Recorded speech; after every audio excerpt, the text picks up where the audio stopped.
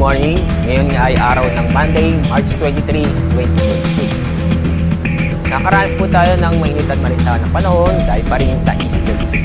Itong easterlies ay base sa ating mga data o analysis, magpapatuloy ang epekto nito sa ating bansa sa susunod na 5 araw.